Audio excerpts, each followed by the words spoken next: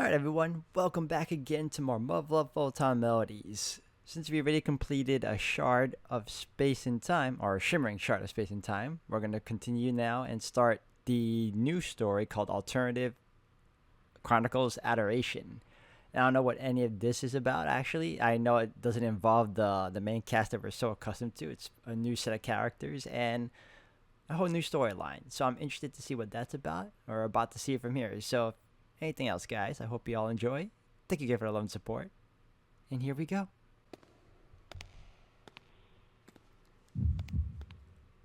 What is this? The first thing that greets me after a long flight of stairs, leading from the Underground Military Railroad, is a forest bathed in the milky white mist. That was interesting.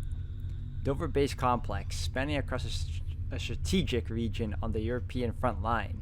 This vast fortress line has seen countless battles and continues to protect the remnants of Europe from the Beta aggression. However, despite what one would expect from a place with such brutal history, I found myself bewildered by the captivating scene spreading before my eyes. And yet, I am beyond disappointed. This is what one would call anticlimactic, utterly depressing even, to the point where I find myself overcome with apathy. My voyage is not progressing in the direction I was hoping for. I was informed the train would arrive more than an hour before the appointed time due to operational issues. Nevertheless, having to face this scenery immediately after a good omen like that is a great disappointment, I must say. How very regrettable.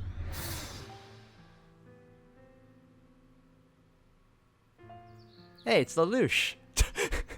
Here I am, far away from my homeland, a man of House Makabe, serving as the surface pilot officer cadet, fully bracing himself for the untold rigors of officer cadet foreign exchange program.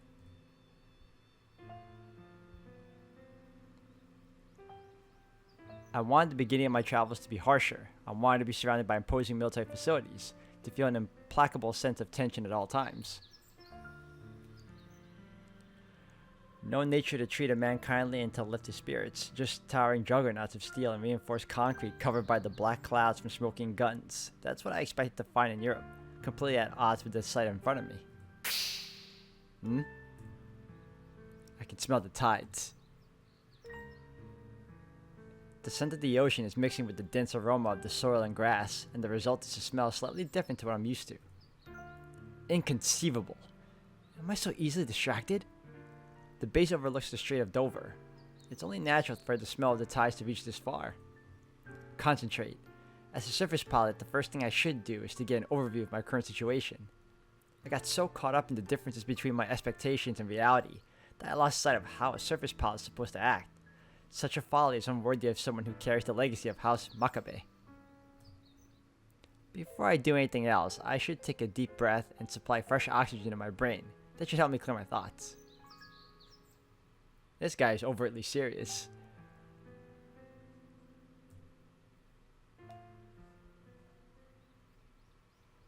Alright.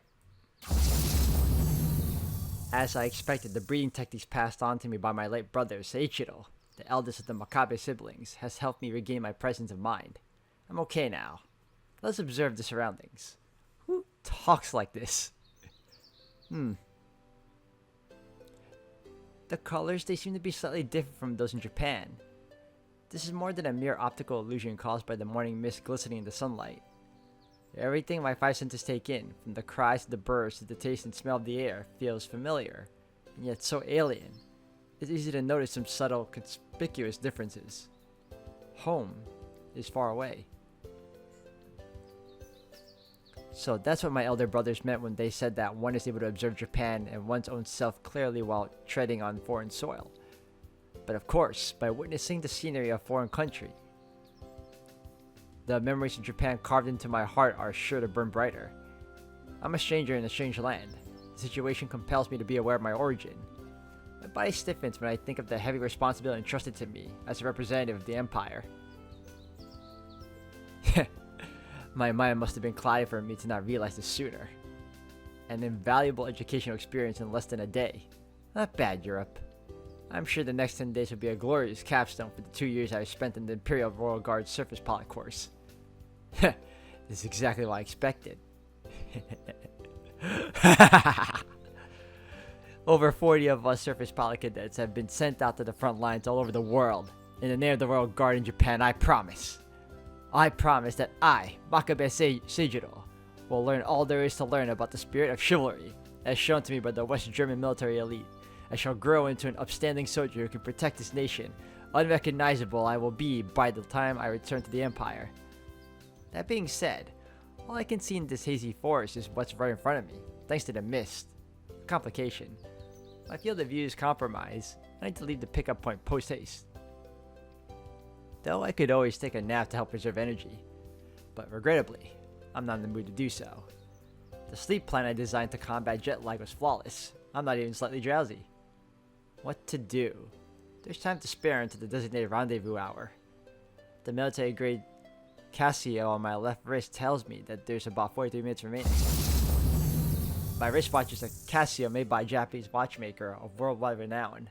Its incredible accuracy rivals that of its previous owner, my second eldest brother, Kojiro. Both of them were very dependable. I'm assuming a majority of the things in your life that influenced you is mainly your brothers, huh?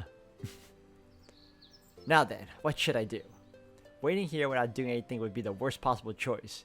It would be no different from squandering the rare advantage I've acquired by arriving early. Not to mention, it would be the height of foolishness to indulge myself in idle thoughts and waste this precious time away. I know. In times like this, I should. Put into practice one of the Royal Guard's core tenets. Whatever the time, wherever the place, you must always be prepared to face an emergency. I must keep in mind the words of my third eldest brother. Oh my god. Ninzaburo.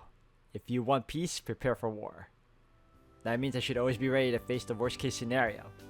What exactly would that be, I wonder?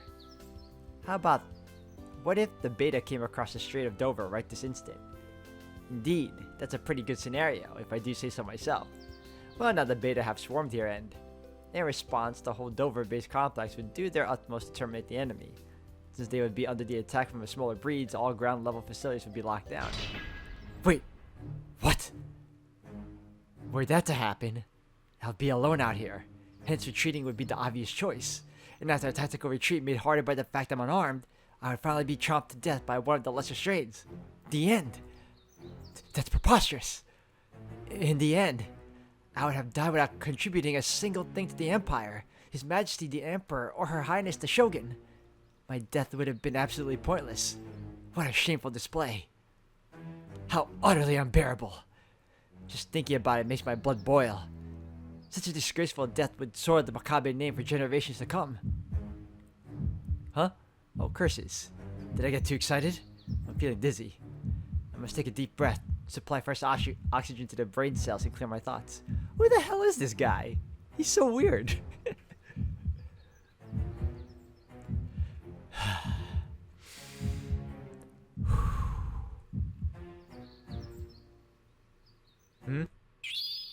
I see.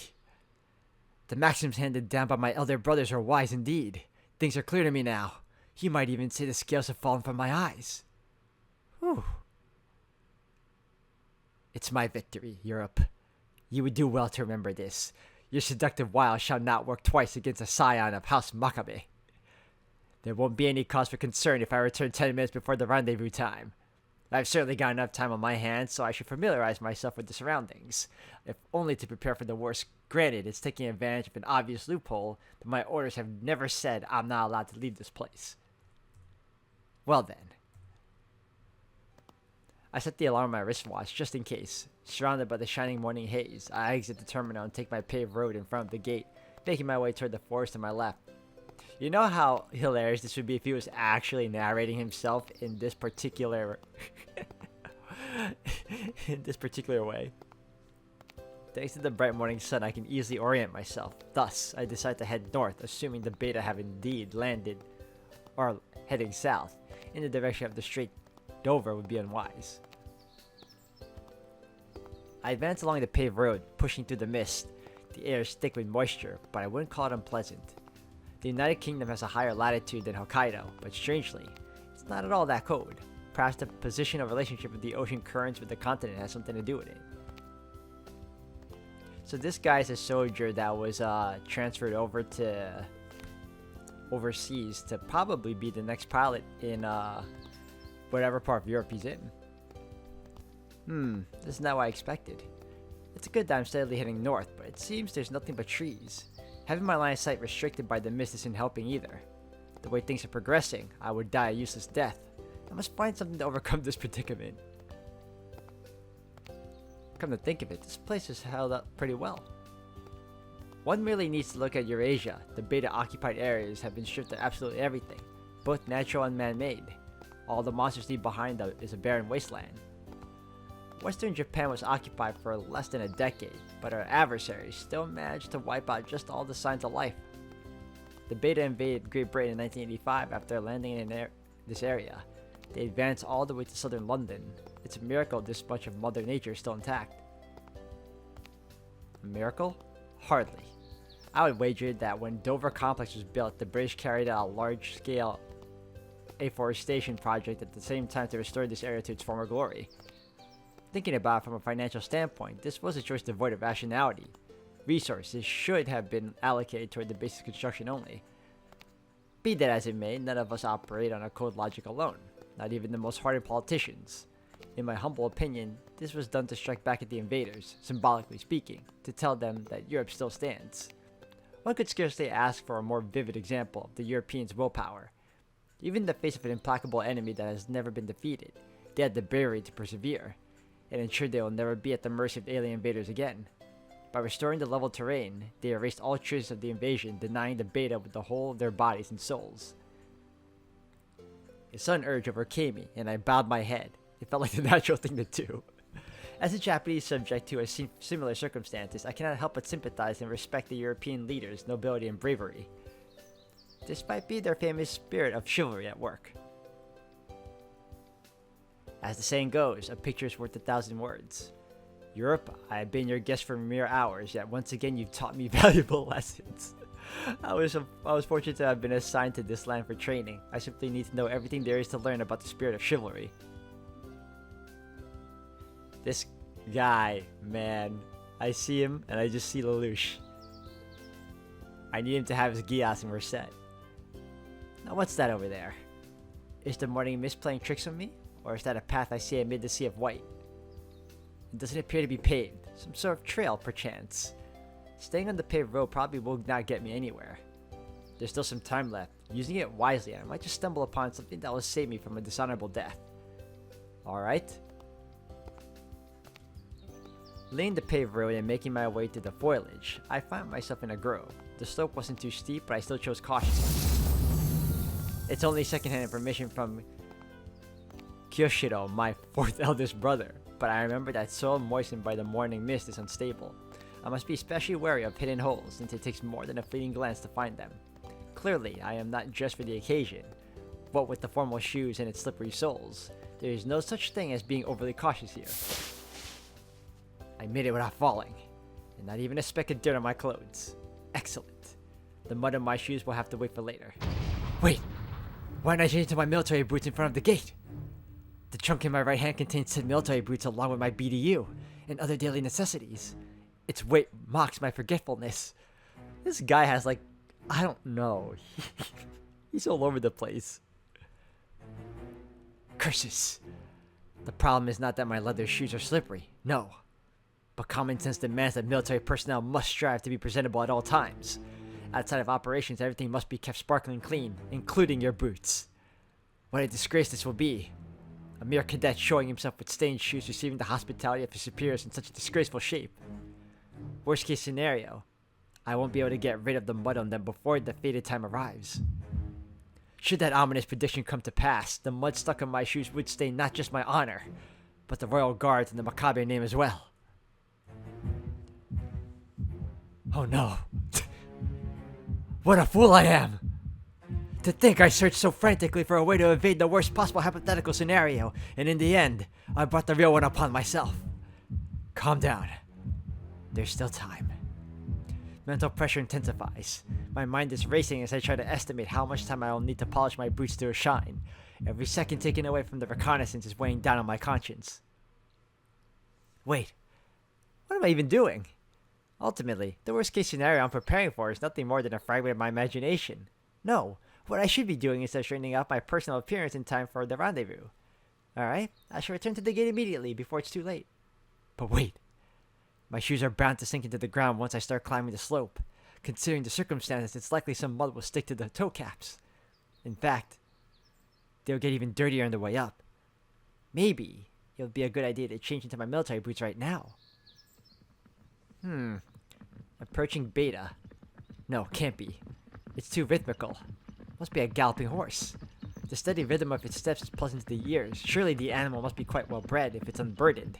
And if there's a rider, he must be considerably skilled. Ha! Samurai have a knack for horsemanship.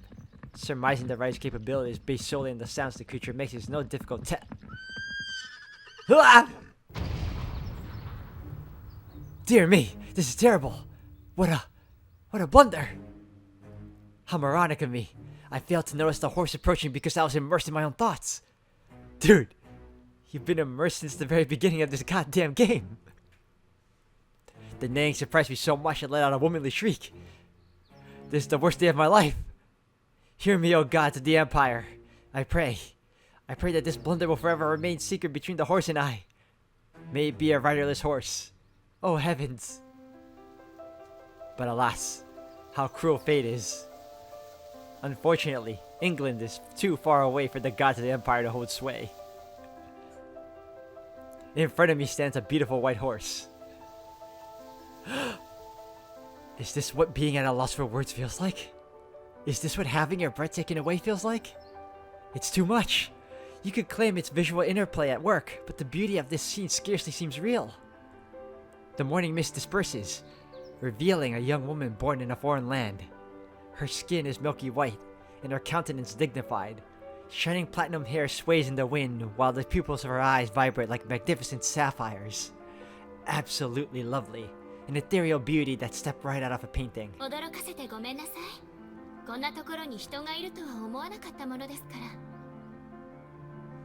This guy, man.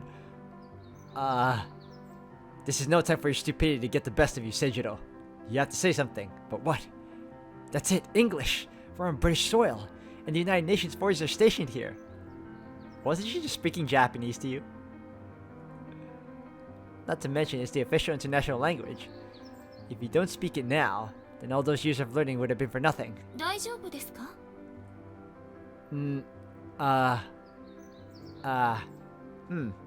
That caught something that sounded like, well... How could my proficiency be so lacking? Wasn't I at the top of my class? I should be like a drawn blade, but here I am, at a clear loss when facing the genuine Queen's English for the first time in my life. She looks somewhat irked now. I have to say something soon. I'm a samurai, a scion of House Makabe, and a proud subject of the Empire. I shall not allow for a woman of an allied country to bear my foolishness. Crestfallen as I am, this is the only course of action left. My English is not so good. Please speak slowly. Oh, it didn't work. And now she appears to be genuinely puzzled. An utter defeat. Even though I'm a long way from being fluent in English, I still came to a land where the language is widely used. I chose to visit Europe blind to my shortcomings, and now my shame shall be exposed far and wide. I deserve to be a laughingstock. Please, stop. Don't stare at me like that. Huh? What? I can understand her now? Yes, I'm okay. Oh, she's giving me such a gentle smile. She understands me. She understands my English. The idiot. Her gentle smile, I'm utterly captivated. It's hypnotic. Mesmerizing. No, stop! This unseemly behavior at once. She might be a lovely creature, but do not fall prey to her charms, and you dare call yourself a Makabe. I shall not stare at her wordlessly a second time. By God, there's no such thing as white fever. I came here to train as a surface pilot, not to grow infatuated with the local women. Now that it's come to this, a manly retreat is in order. I think this has to be the most eccentric main character I've met yet. This dude is so funny. I know that a son of the House Makabe, a royal guard cadet to make things worse, was surprised by the sound of your horse, and thus starting shrieking like a little girl. Believe me, I'm fully aware. There's no need to rub salt into my wound. 私としたことが馬も降りずにお話しするなんて。どうかご無礼をお許しください。This girl is nothing but like respectful to him, and he thinks he messed it up. This is bad. If she gets off her horse, she'll just see how embarrassed I am. That cannot be allowed. Please don't bother. I do not mind. ですが。I'm sure this course must be off limits. The fault is all mine. I didn't realize at first, which is why I strayed from my path. There is no need to lower yourself on my behalf. The mere act of staining your shoes would bring me everlasting shame. わかりました。そこまでおっしゃるなら、お言葉に甘えさせていただきますわ。Don't mention it. 改めてお詫びしますわ。盲信が油断を生みました。この一帯は部外者立ち入り禁止の部隊占有エリアなのでつい。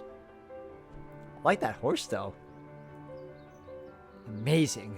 Our conversation is starting to become more lively, isn't it? Yes, it's certainly going well. I'm overriding a horrible first impression with a good one. But it's far too soon to declare victory. Now, what comes to mind when you think of Great Britain? That's right, a gentleman. Therefore, I'll do my utmost to mimic a British gentleman. My lady, if perchance I have been a hindrance to your daily routine, I beg your forgiveness. I am relieved beyond words that my carelessness did not cause you any injury. まあ、私の不注意だというのに。Oh my god. Even then, please allow me to apologize for my rudeness. With your level of horsemanship, falling from your steed would be a well-nigh impossible. I can tell because making your horse run like that is impossible for an average rider. I ended up being so engrossed in the rhythm of its gait that I completely forgot to move aside. You're considerably skilled, that much is certain. まあ、お上手。Well, my explanation not only conveyed the reality of the situation, but also I was feeling at the time. Moreover, I only spoke words of truth, albeit slightly exaggerated for rhetorical effect. Splendid, if I do say so myself. お褒めいただき光栄ですわ。その並ならぬ眼識。私など遠く及ばぬ熟達なのでしょうね。No, I fear you're wrong. To my shame, although I have quite the interest in horsemanship, my practical skills are rather unremarkable. まあ、謙虚ですのね。いずれご一緒してお手並み拝見したいですわ。By all means, do let me know when you are available. I'd be delighted to accompany you. This is mere lip service, and we both know it. In a base as large as Dover, the chances of ever seeing someone you met by accident again are minuscule. This woman is most likely also related to the military in one way or another. I'm sure she's just as aware of this as I am. Which might not be so bad. I'm a little reluctant to part, but for the sake of my mental health, our separation here is the best course of action. After she bore witness to my disgraceful loss of composure. How could it be any other way? Alright, I think I should cut this conversation short. そういえば、あなたのお名前、まだ伺っていませんでしたわね。Oh no, disclosure of personal information can be fatal. I must absolutely avoid saying anything that could compromise myself. But since I'm a man, the customs of European high society demand I introduce myself first. What a dilemma. That is the one thing I should avoid at any cost. How very rude of me. My name is... No way out. I can only do the honorable thing. Resorting to trickery would shame the name of the House Makabe. A pseudonym or an outright lie are both out of the question. Oh my god. The traditions of House Makabe have been handed down from my ancestors to my father, Reijiro, and then to my brothers and I. Not in a million years would I dare defile them, since I am the lowest in the hierarchy. I wonder if his family acts like this too, or is it just him? Is he just the unique one in the family that has this type of mindset? いえ、今は伺わずにおきましょう。Huh? 先ほど申し上げた通り、この一帯は部外者の立ち入りが禁じられている我が隊の占有エリアですわ。I beg your pardon? I didn't really pay our words much attention before as I was so flustered. But when she says this area, could it be it includes the very horse training range I'm standing on? そのような事情ですから、今は名乗らずにお別れしましょう。If you say so. 思いがけなくも楽しいひとときでした。お会いできてよかったですわ。I can only return the compliment. Well then, I shall take my leave. ごきげんよう。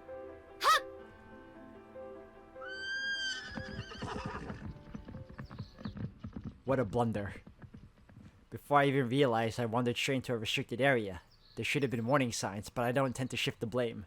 Had something like this happened back during the Cold War, I would have been restrained immediately. Instead, I was granted sympathy and understanding. The alarm! I better hurry to the rendezvous point at once or else I'm gonna be late. I'm gonna like this game. I feel it. I'm gonna like this story a lot. Sir, Cadet Seijiro Makabe, second-year officer cadet from the Imperial Royal Guard Surface Pilot Academy, reporting as ordered.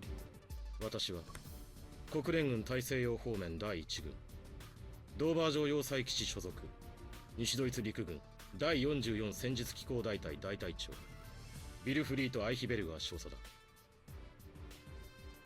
This man is one of the 7 heroes of the defense of Great Britain, also known as the Black Wolf King, in West Germany. I know about him from the textbooks, but to think that a true hero of the military history now stands before my very eyes.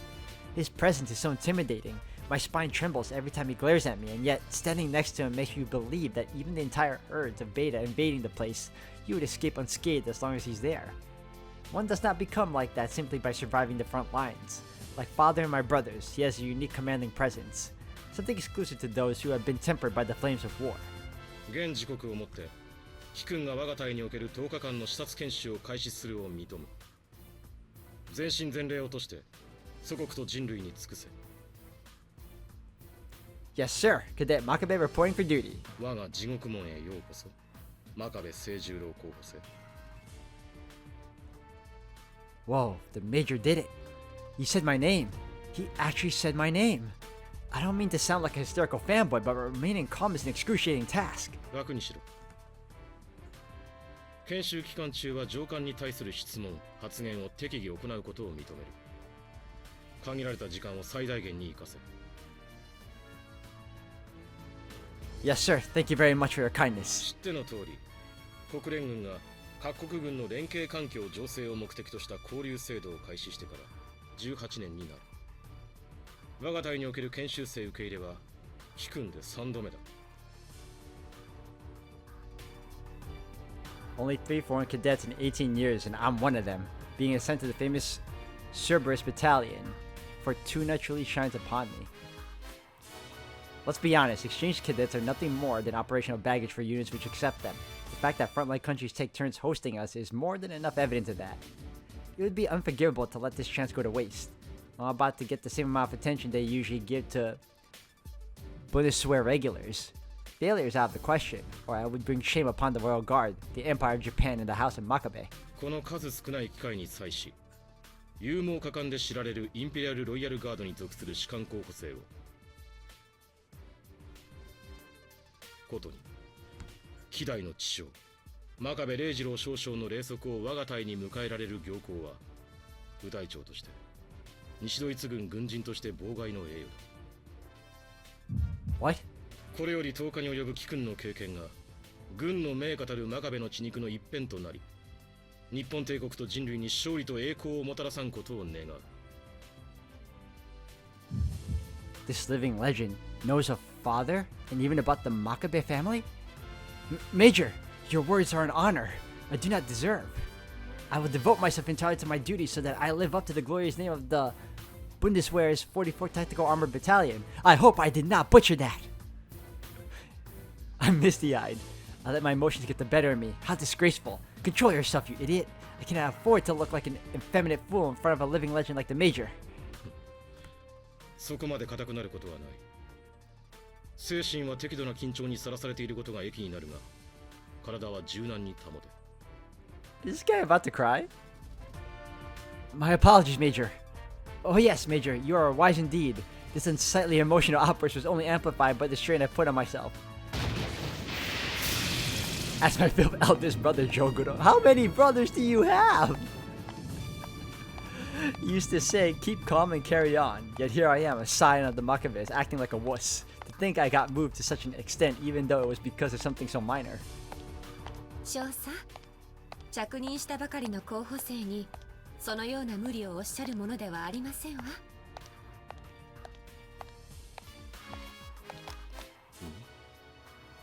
私は特に無理な要求はしていないが。